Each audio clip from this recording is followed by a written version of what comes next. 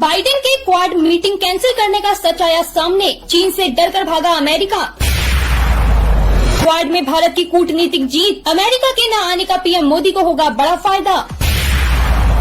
चीन से अकेले भिड़ेंगे PM Modi, Papua New Guinea में जाकर बाइडेन को देंगे चुनौती। दोस्तों, यह बात तो आप सब जानते हैं कि भारत को अपनी ताकत का प्रदर्शन करने के लिए आज ना तो यूएन की जरूरत है और न ही क्वाड की। पीएम मोदी और जयशंकर मिलकर चीन को अकेले दबोचने के लिए काफी हैं। ऐसे में बाइडेन ने खुद क्वाड मीटिंग से भागकर अपने पैरों में कुल्हाड़ी मार ली है। अब यह बात बेहद तेजी से उठने लगी है कि जब जो बाइडेन जापान में G7 बैठक के लिए हिरोशिमा जा सकते हैं, तो फिर भला क्वाड के लिए ऑस्ट्रेलिया और इंडो पैसिफिक सम्मेलन के लिए पपुआ न्यू गिनी में क्यों नहीं जा सकते। और तो और वो इन 2 दिनों में ऐसा क्या उखाड़ लेंगे जो इतने वक्त से वो नहीं कर पाए। जी हाँ दोस्तों, जो बाइडेन का क्वाड मीटिंग को रद्द करने का बड़ा कारण सिर्फ चीन के सामने उनका डर है। अब अमेरिका चीन की ताकत से डरने लगा है। आज जिस तरीके से दिन पर दिन अमेरिका अपनी ताकत खो रहा है, तो इसके बाद साफ है कि अब चीन के सामने खड़े रहना उसके बस की बात नहीं रही। पर हमारा भारत अकेले चीन को चुनौती देगा। यही वजह है कि अभी तक पीएम मोदी के शेड्यूल में कोई भी परिवर्तन नहीं हुआ है। पीएम मोदी ऑस्ट्रेलिया के दौरे पर जाएंगे, साथ ही पपुआ न्यू गिनी में जाकर अमेरिका को ये दिखा देंगे कि जिस ड्रैगन के डर से वो मैदान छोड़कर भागा है, उसके सामने भारत डटकर खड़ा हुआ है। और फिर अमेरिका अपनी बैठकों को कैंसिल करना इसलिए भी भारत के पक्ष में है, क्योंकि ऐसे समय पर भारत को ज्यादा पूछा जाएगा और उसकी बात ज्यादा सुनी भी जाएगी, जबकि अमेरिका वहाँ सिर्फ भारत रूस का मुद्दा छेड़कर बैठ जाता। दोस्तों, अमेरिका भले ही यह बात भूल चुका हो कि चीन उसका दुश्मन है, पर हमारा भारत इसके बारे में बखूबी जानता है। यही वजह है कि भारत का पपुआ न्यू गिनी क्षेत्र में सम्मेलन के लिए जाना जरूरी हो जाता है। जी हाँ दोस्तों, इस क्षेत्र में चीन अपना कब्जा करने की फिराक में है। इसके जरिए चीन इंडो पैसिफिक रीजन में अपनी जड़ें मजबूत करना चाहता है, पर भारत ऐसा नहीं होने देगा। इसलिए पीएम मोदी इस सम्मेलन में शामिल होकर चीन के सपनों को चूर चूर कर देंगे। इस महीने का अंत भारत के लिए काफी ज्यादा महत्वपूर्ण है, क्योंकि भारत ऑस्ट्रेलिया के साथ भी कोई बड़ी डील कर सकता है। वहीं PM Modi Indo Pacific island cooperation सम्मेलन के सह अध्यक्ष हैं, जिसके बाद उनकी ताकत आप खुद समझ सकते हैं। चीन इस क्षेत्र में अपना काफी निवेश करना चाहता है। ड्रैगन अपने BRI प्रोजेक्ट का भी यहाँ पर विस्तार कर रहा है, पर अब भारत इन सब चीनी जड़ों को उखाड़ फेंकेगा। आखिर आपका पीएम मोदी की यात्राओं को लेकर क्या कहना है, कमेंट में जरूर बताएं। और फिर आज पूरा भारत जानता है कि पीएम मोदी की यात्राओं का ही फल है, जिसकी वजह से पूरी दुनिया भारत को जानती है और हमारी ताकत के आगे घुटने टेकती है। पर यहाँ पर अब आप जरा ये समझ लीजिए कि कैसे अमेरिका आज भारत के सामने बेकार दिखाई पड़ता है। इस वक्त अमेरिका उस भयावह स्थिति के सपने देख रहा है, जो कि आने वाले कुछ दिनों में सच हो सकते हैं। विश्व का महाशक्तिशाली देश अमेरिका अब डिफॉल्टर घोषित हो जाएगा। अमेरिका के करीब 83 लाख लोगों की नौकरियां खतरे में हैं। सरकारी कर्मचारियों का वेतन पूरी तरह से रुक सकता है। और तो और अब स्टॉक मार्केट और वैश्विक व्यापार को बड़ा नहीं बल्कि बहुत बड़ा झटका लगने वाला है।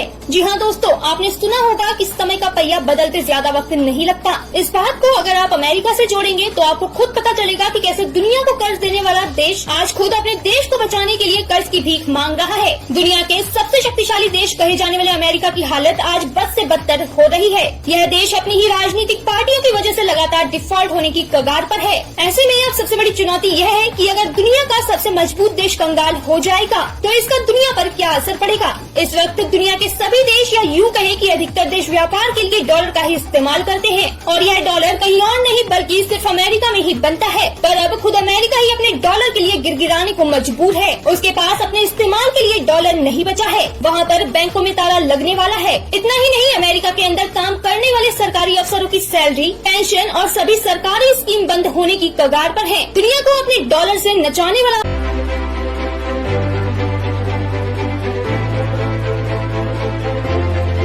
इसका दुनिया पर क्या असर पड़ेगा।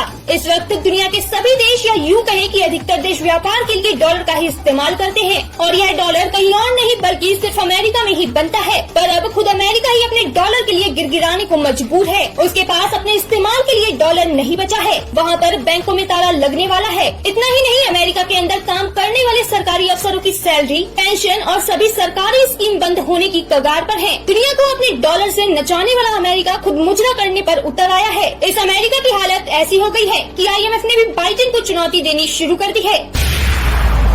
पहली बार डिफॉल्ट होगा दुनिया का बादशाह, IMF ने भी चेतावनी देकर दिया झटका। G20 से पहले अमेरिका के उतरे कपड़े, G7 मीटिंग में भारत से करना चाहता है सीक्रेट बातचीत। अमेरिकी डिफॉल्ट से मार्केट में कहर, अगर नहीं बढ़ी डेब्ट सेलिंग तो बाइडेन कर लेंगे सुसाइड।